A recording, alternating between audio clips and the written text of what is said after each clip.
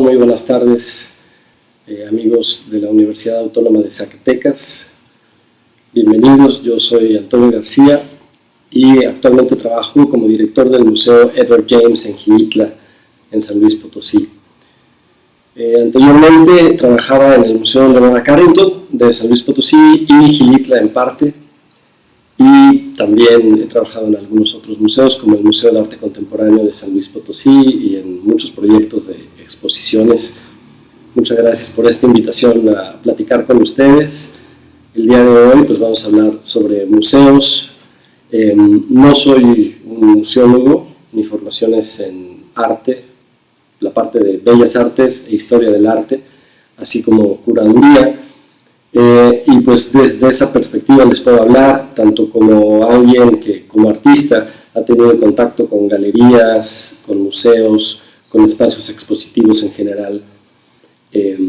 pues buscando oportunidades para exhibir mi propio trabajo y pensando en la exposición desde el punto de vista del artista que llega con sus cuadros, que obviamente le preocupa cómo será la exposición, que se tenga un cuidado con cada una de las obras, que se le dé difusión, etc. Y del otro lado, como curador de exposiciones, tanto individuales como colectivas, trabajando con las obras de la colección, de los recintos en los que he trabajado y también con préstamos externos. Entonces, bueno, desde ahí es donde yo les puedo comentar sobre los museos, sobre mi experiencia y compartirla con ustedes simplemente para que ustedes vean qué pueden tomar y esperando, bueno, recibir sus comentarios, de ser posible, tener alguna especie de diálogo. Los museos, como ustedes saben, nacen como instituciones dedicadas al conocimiento y no necesariamente eran espacios expositivos, sino más bien algo más similar a un instituto de investigación, lugares donde se reunían y estudiaban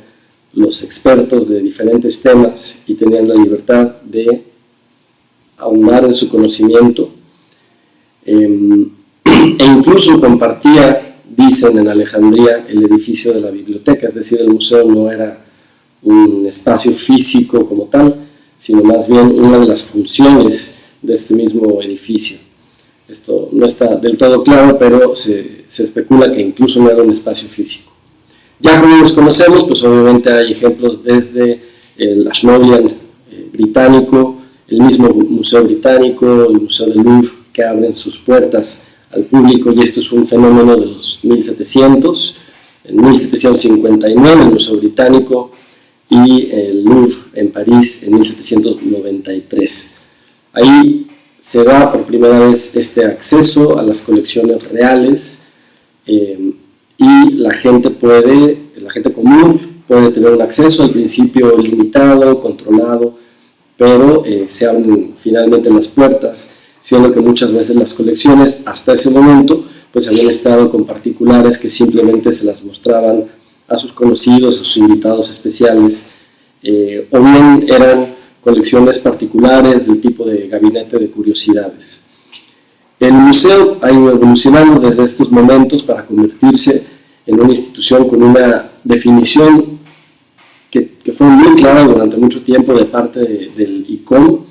y que decía: un museo es una institución permanente, sin ánimo de lucro, al servicio de la sociedad y su desarrollo, abierta al público, que adquiere, conserva, investiga, comunica y exhibe el patrimonio tangible e intangible de la humanidad y su entorno con fines educativos, de estudio y de disfrute. Entonces ahí tenemos muchísimos elementos. Para empezar, hablamos de una institución permanente, es decir, cuando la comparamos con una exposición, normalmente pensamos en una exposición como algo que tiene una vigencia, tiene un arranque y una fecha en la que ya cierra y se desmonta. Y en cambio, un museo se piensa como una institución que permanece a lo largo del tiempo, independientemente de que sus exposiciones cambien. Hoy en día, algunas instituciones que se llaman a sí mismo museos no tienen como tal un edificio,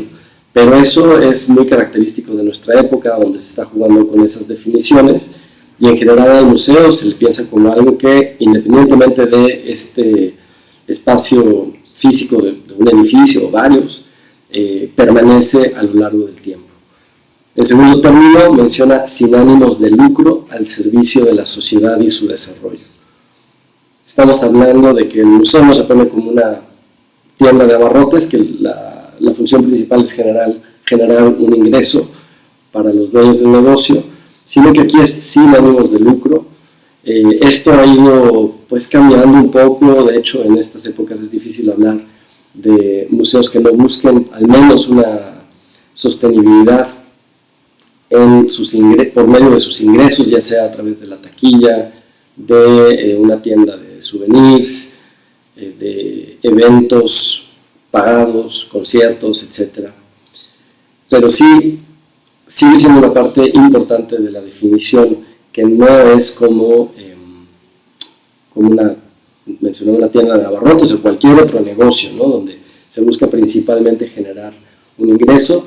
aunque sí una sostenibilidad o sustentabilidad. Y está al servicio de la sociedad y su desarrollo, abierto al público. Esto creo que es muy importante. Hay lugares que han intentado llamarse museos y de pronto les falla esta parte de qué tanto acceso dan al público en general. Y un museo pues necesita de este elemento, necesita estar abierto al público. Incluso abierto al público por ahí implica que pensemos en la accesibilidad para diferentes públicos que tal vez no lo usan de la misma manera, que tal vez no tengan la misma movilidad o que requieran de otro tipo de recursos museográficos para poder tener acceso a la información y a los objetos de la colección. Y a continuación la definición habla de adquirir, conservar, investigar, comunicar y exhibir el patrimonio. Adquirir, entonces el museo se hace de un acervo, se hace de una colección, lo conserva, lo cual implica un esfuerzo que muchas veces es invisible al público, pero que es un esfuerzo constante por mantener los objetos, tanto en bodega como en exhibición, en las mejores condiciones posibles, de acuerdo a las posibilidades de la institución y a pues, el mejor conocimiento disponible del tipo de materiales y las condiciones que favorecen o impiden su permanencia en el tiempo. Investiga, porque estos objetos no solo están ahí inertes, sino que en un museo se busca conocerlos a la mayor profundidad posible para ver cómo pueden contribuir al discurso que se esté manejando para abordar a los públicos que visitan al museo. Comunica. La investigación generada nos lleva a crear recursos que estén a la vista del público, ya sea a través de la vista, del oído, video, música, cualquier tipo de recurso que nos ayude a comunicar, y exhibe el patrimonio. Aquí está la función que más ligamos con el museo, la exhibición, es decir, un espacio físico donde varios objetos conviven y los podemos conocer al hacer un recorrido a través de las salas del museo. ¿Y qué exhibe? Pues el patrimonio tangible e intangible de la humanidad, porque claro que no todos son objetos físicos, sino que hay todo un patrimonio que puede expresarse a través de tradiciones, puede ser música, pueden ser muchas cosas que no son tangibles, y su entorno con fines educativos, de estudio y disfrute. Que la parte de ¿para qué? Bueno, para que conozcamos, para que podamos estudiar dentro del museo, que creo que es una función muy importante, ser un recurso para los investigadores, los estudiantes de carreras afines al tema del museo, etc. Y disfrute porque, bueno, por lo menos en mi caso, la vía de entrada a los museos fue a través no de la educación o del estudio, sino del disfrute. Es decir, ir a un lugar donde me sentía bien, en mi caso, donde yo sentía que me podía aislar un poquito del ir y venir de la vida diaria y estar con algún objeto interesante. En particular, a mí siempre me gustó la pintura. Entonces creo que esa capacidad de generar disfrute en las personas también es una de las cualidades más importantes del museo. Con el fin de cumplir con todas estas características que constituyen una de las definiciones de museo dada por la ICOM, pues se traducen o se convierten al final en una misión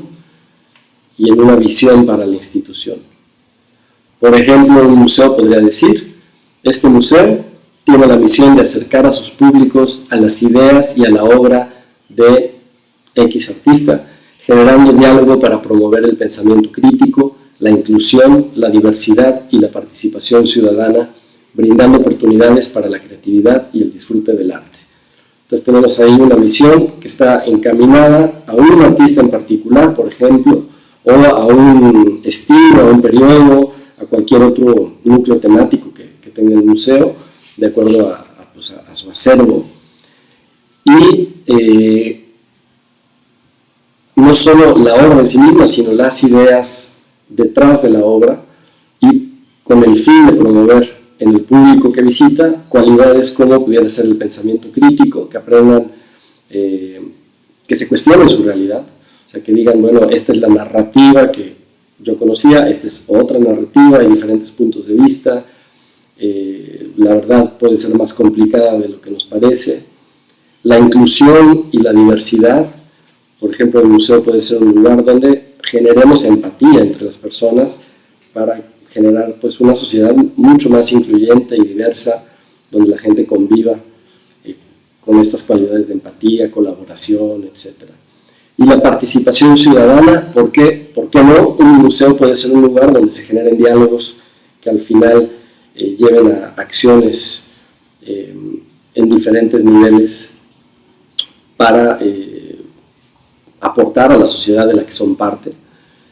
y brindando oportunidades para la creatividad y el disfrute del arte, que por supuesto los museos son excelentes sitios, por ejemplo, para tener talleres para niños, donde ellos se estimule su creatividad, también en los adultos, y el disfrute del arte, que como yo les mencionaba, para mí esa fue mi primera experiencia de los museos, y que creo que es un potencial muy grande que tienen, el disfrute, que puede ser de diferentes formas de acuerdo al tipo de comportamiento que tenemos como público, ya sea contemplativo, es decir, que queremos estar sobre todo en un momento de silencio, de contemplación, separados de los demás, incluso de meditación, o por otro lado puede haber modos de usar el museo que tengan más que ver con la interacción, el intercambio de ideas, el juego, y que involucran por lo tanto a más de una persona, y pueden ser actividades mucho más ruidosas que la contemplación. Y así como el museo genera una misión, también genera una visión.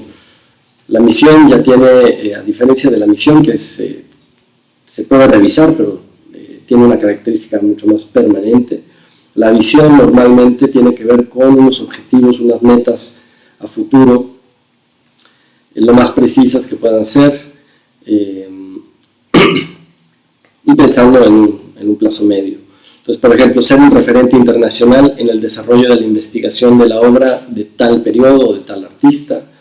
o ser un referente internacional en cuanto a innovación museística, sostenibilidad, cercanía con la comunidad, etc. Muchos temas que pueden ser parte de la visión. Ser el museo más visitado en XXX localidad o ciudad. Ofrecer la más alta calidad en atención al público, o ofrecer un servicio que tome en cuenta y cumpla con nuestros objetivos de inclusión y accesibilidad, o también incluso la presencia digital del museo pudiera ser desarrollar una presencia digital de igual importancia al espacio físico de la institución. Entonces, estos objetivos ya que están plasmados en la visión nos pueden llevar a de ahí derivar una programación, una serie de actividades, una agenda, para que el museo siempre esté actuando en conformidad con estos objetivos, con estas metas, y que no se pierda, digamos, en lo que a veces yo he denominado eventitis, este ánimo por programar un poquito sin una idea global de por qué se quiere programar, ¿no? Sino intentar programar de acuerdo a esta visión, a estas metas que se están planteando, para que cada una de las actividades que hacemos contribuya. No quiero decir que todo esté en piedra, pero sí, aunque se mantenga cierta flexibilidad, que haya pues algunos ejes, por ejemplo ejes temáticos, o que estas mismas metas sirvan como ejes para programar ya sea charlas, exhibiciones o cualquier tipo de actividad, para darle forma a la agenda interna de actividades del museo, que igual y no es la parte que involucra al público, pero que sí puede ser su programa de conservación o cualquier otra actividad al interior. Y del mismo modo se pueden derivar temas, por ejemplo, movimientos artísticos, formas de conocimiento, disciplinas científicas de interés, personajes de interés, objetos, periodos o conceptos clave. Hasta aquí la misión, la visión, lo que mencionábamos al principio.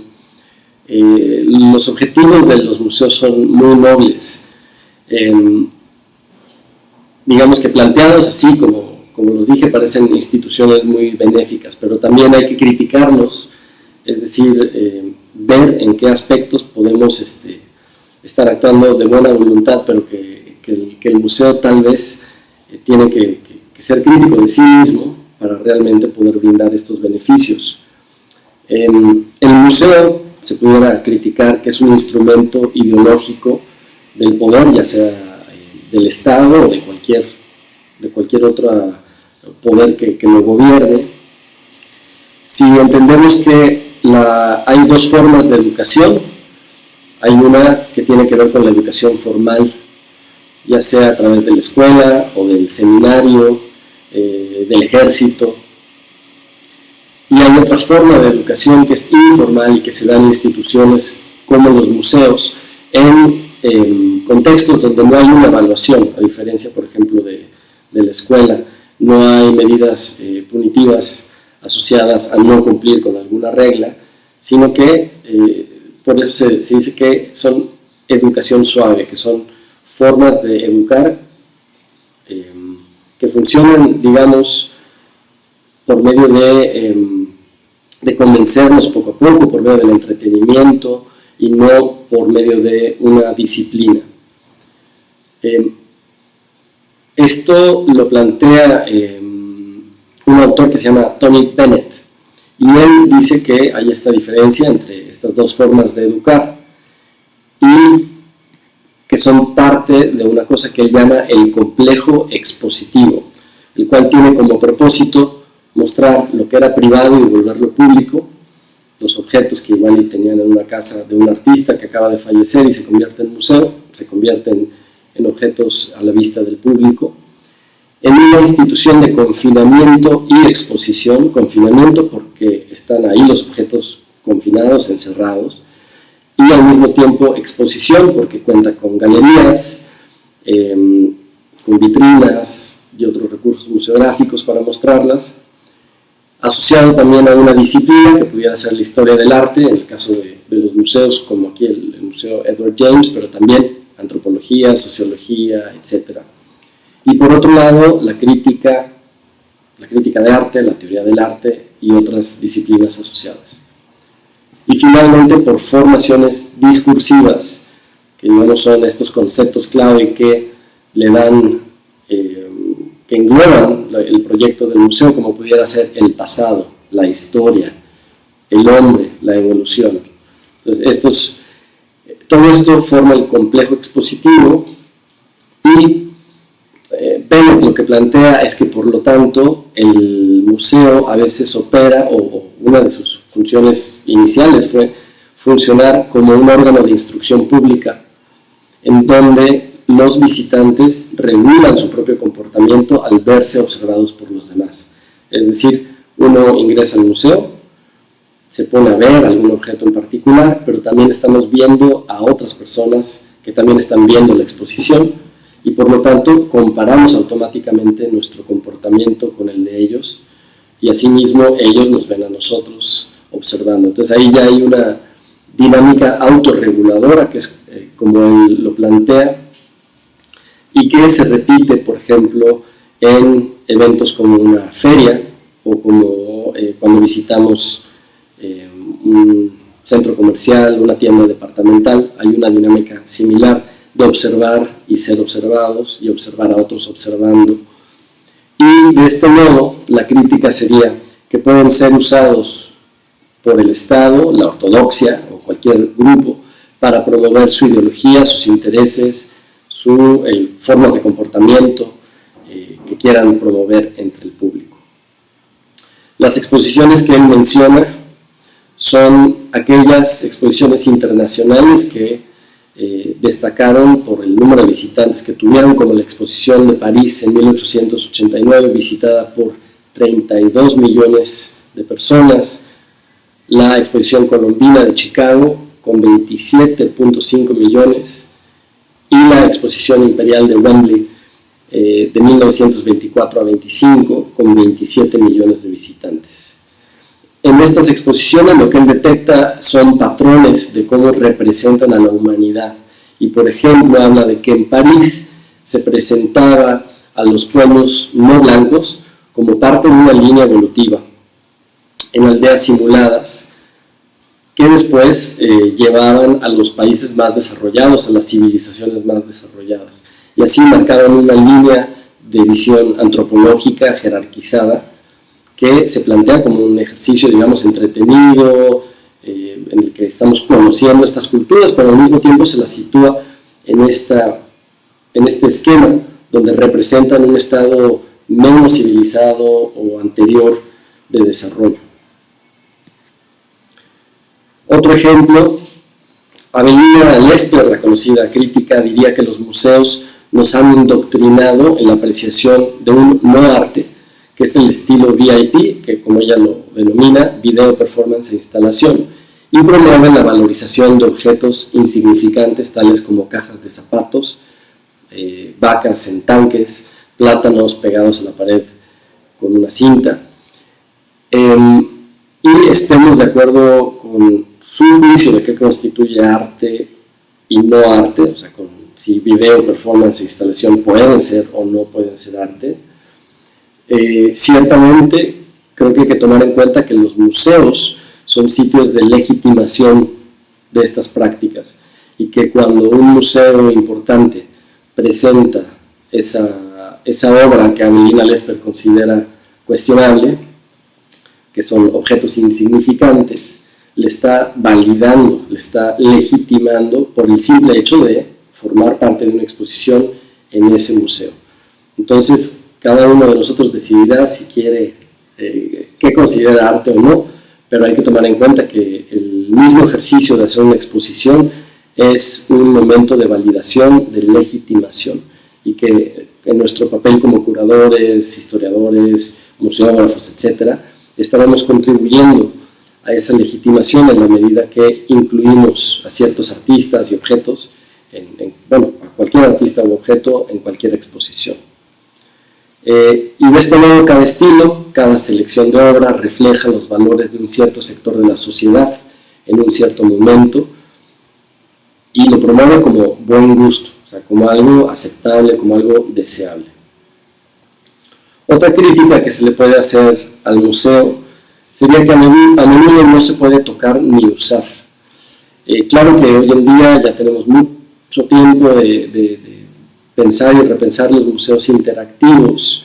pero en general sigue habiendo un elemento importante en los museos de lo que no se puede tocar y sobre todo de lo que, habiendo tenido un contexto original, se le remueve de ese contexto y se le coloca en otro contexto donde ya no se le puede tocar, donde es un objeto puro de consumo, vacío de significado, diría Giorgio Agamben en su libro Profanaciones, como le sucede a las ciudades museificadas, como pudiera ser Venecia o Florencia, o muchísimos pueblos, digamos, que se han convertido en escenificaciones de sí mismos. La crítica aquí sería, bueno, ¿qué pasa con estos objetos si ya no los podemos experimentar en su forma original, sino solamente como recordatorios de su significado cultural?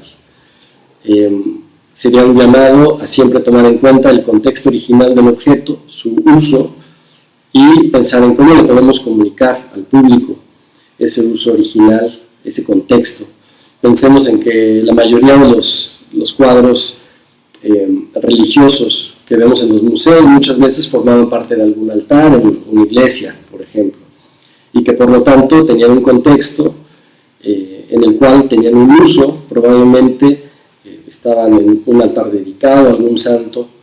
incluso correspondían a alguna ocasión en el calendario, y todo eso pues se nulifica cuando los ponemos contra un muro blanco como el que tengo detrás mío y quedan aislados de ese contexto, e incluso también no solo el contexto físico, arquitectónico, sino también el contexto de uso, ¿no? De qué pasaba con esta obra. Tal vez era una obra que no estaba ahí visible todo el tiempo, sino que se abría para que fuera visible durante X periodo de tiempo y después ya quedaba escondida de nuevo. O es una imagen que se cargaba en brazos, como se hace con algunas figuras de santos. Entonces, todo eso pues, nos puede contribuir, si lo tomamos en cuenta, a que volvamos a traer a colación este contexto al momento de exhibir la obra. En este sentido, también habría que recordar que el cubo blanco al que nos hemos acostumbrado tanto en las galerías de arte moderno y contemporáneo, no es atemporal. Da esta idea como de que, bueno, pues es en blanco, por lo tanto es un no contexto, pero en realidad es muy propio del arte moderno. Exhibir así es algo que se inventó en algún momento y que se puede cuestionar, ¿no? O sea, no hay por qué trabajar siempre con el cubo blanco, no es un contexto neutro ni inocente, sino que más bien nos está hablando de toda esta ideología del arte moderno en la que presentamos objetos aislados. El mal uso de los museos también se puede criticar en un sentido práctico, como lo hace Pablo Helguera, un poco en broma, pero creo que hay un trasfondo interesante donde dice en su manual de estilo del arte contemporáneo: en países desarrollados, los museos son bodegas bancarias que organizan entretenidos eventos sociales para su club deportivo local. En países donde el gobierno dirige la cultura, los museos son espacios vacíos que se construyen solo para el día de la inauguración con el presidente y para albergar el resto del año a todos aquellos trabajadores sindicalizados que no quieren trabajar, pero que tampoco pueden ser despedidos. Entonces tenemos aquí los riesgos, digamos, del museo, que ciertamente puede caer en este tipo de extremos, aquí caricaturizados por Pablo Helguera. Pensando en las propuestas positivas que se pudieran hacer a partir de estos recordatorios, digamos, de los riesgos que puede tener un museo, de cómo puede aislar del contexto original, cómo puede ser un aparato ideológico, o cómo puede de pronto usarse para objetivos ajenos a su función original. Podemos pensar en algunas propuestas. Yo aquí voy a hacer unas muy breves. La primera es los museos como plataformas de encuentro, plataformas para encuentro entre personas, buscando la horizontalidad del modelo comunicativo del museo de la actualidad, las características excepcionales que distinguen al museo de otras instituciones,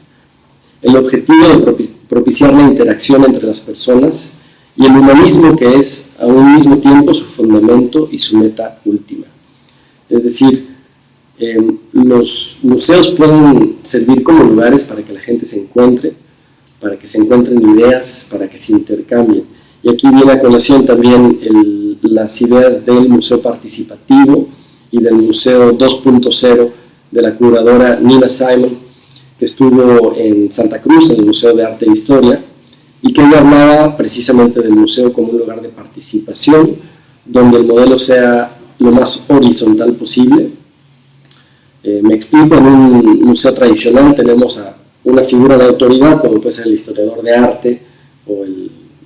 curador, que tiene un discurso y ese discurso lo transmite a un público que recibe información, ¿sí? Entonces hay alguien que está enviando y recibiendo la información y está muy claro qué le corresponde a cada quien. Un modelo más horizontal nos invitaría a generar un diálogo que la información fluya en ambos sentidos, que si bien el experto, sea curador, historiador del arte, etc., tiene cierta información muy importante, también el público puede contribuir y puede generarse un diálogo. Los recorridos guiados pueden no ser discursos, pueden no ser monólogos, sino también invitar a la participación del público. Y finalmente, otra característica que ella promueve es generar la empatía entre las personas, planteando al objeto artístico o al objeto de exhibición como un pretexto para el encuentro. Ella habla en una de sus charlas de que el objeto de exhibición puede funcionar un poco como el perro que trae a alguien en el parque. Si vemos a alguien en el parque que trae un perrito, de cierto modo el perrito nos puede ayudar a dialogar con la persona. Puede ser un pretexto. Ah, qué bonito perro tienes. Ah, ¿cómo se llama? ¿Qué raza es? Y a través del perro que simplemente está ahí, de pronto ya generamos una conversación entre dos desconocidos que de otro modo sería difícil que nos animáramos a dar ese paso. Ella además está partiendo de contextos, del contexto de Estados Unidos, donde tal vez incluso es más difícil que en nuestro contexto mexicano hablar con desconocidos, pero ciertamente la obra de arte puede funcionar de un modo parecido, como una especie de punto de partida para generar conversaciones. Otro punto que quisiera compartir es la idea de funcionar siempre en modo beta. No dar por hecho que la propuesta que se hizo ya es permanente y que es definitiva, sino siempre estar pensando que las cosas pueden cambiar. Por supuesto, la arquitectura, algunos recursos museográficos con un costo importante, tal vez no nos permitan hacer este tipo de cambios, pero hay toda una parte en cualquier museo, desde mantener cierto movimiento en las exposiciones permanentes, ¿verdad?, que estar cambiando los objetos de exhibición, hacer diferentes ejercicios con el discurso que ya está ahí, simplemente cambiando los recorridos o haciendo dinámicas, cambiar los textos, enriquecerlos, tener nuevos videos, incorporar las propuestas del público en alguna forma. Y todo esto nos ayuda a que el museo siempre esté adaptándose y que no suceda este tipo de cosas donde nos encontramos de pronto con un museo que conocimos hace 20 años y sigue exactamente igual y nos damos cuenta de que no se ha adaptado a los tiempos y por lo tanto dejan de ser atractivos. Y finalmente, invitar a pensar en si los museos son más un lugar para educar o un lugar para inspirar. A mí me gusta mucho la idea de que una buena exposición inspira y comunica. Hay muchos museos muy buenos, muy interesantes, donde hay fichas técnicas larguísimas y que podemos explorarlos un poquito como exploramos una enciclopedia. En cada ficha técnica, cada cédula, es una especie de entrada de enciclopedia y ahí podemos conocer muchísima información. Por otro lado, y algo que no me parece tan bien, hay exposiciones de arte contemporáneo que están acompañadas por textos extremadamente académicos, no muy comunicativos para el público general, sino llenos de terminología especializada y a veces incluso de una redacción tan rebuscada que incluso los especialistas se confunden. Entonces, yo creo que hay que pensar en este tipo de qué estamos haciendo con nuestros textos y con nuestros recursos museográficos y qué queremos lograr. Si la idea es informar, está muy bien estas fichas técnicas largas, pero ¿qué tanto lee uno cuando está de pie? ¿Qué tanto tiempo puede uno pasar en un museo a comparación de lo que uno pudiera hacer con otro tipo de recursos como pudiera ser un libro o una página web, donde uno puede realmente estar leyendo durante un muy buen tiempo, tomando apuntes, etc.? ¿Acaso un museo no? O sea, pensemos en que estamos en un espacio físico, que estamos de pie, que nos tenemos que desplazar, que tenemos una arquitectura que también se vuelve parte de la experiencia de visitar el museo. Y yo creo que se puede pensar en una exposición un poco como un guión de cine o como una narrativa, donde hay una combinación de un guión y ciertos objetos o recursos museográficos